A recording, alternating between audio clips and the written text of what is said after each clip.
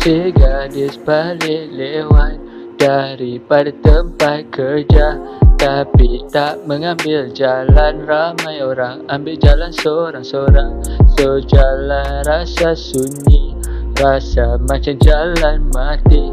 Tempat berkabus, keseraman mula menghantui. Si gadis pun terleka mengantuk. Tiba-tiba ada bayang lalu di depan kereta, sambil melambai tangan kepadaku.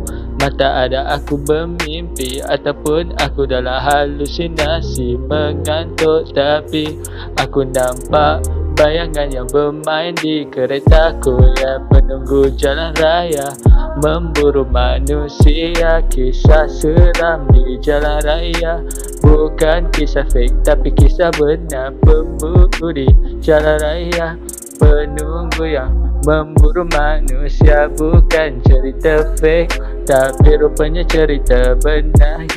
Si gadis yang masih terleka mengantuk di jalan raya.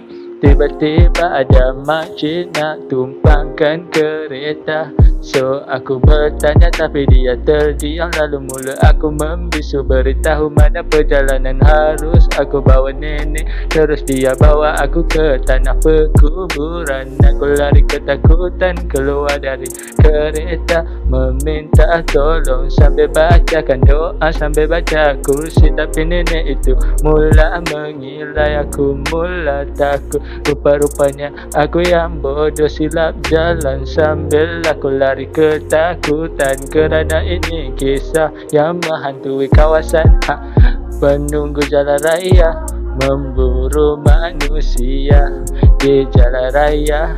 Ini bukan kisah fake tapi kisah benar. Penunggu jalan raya memburu dan menghantui seluruh manusia yang berada di kawasan, sehingga tempat jadi keseraman.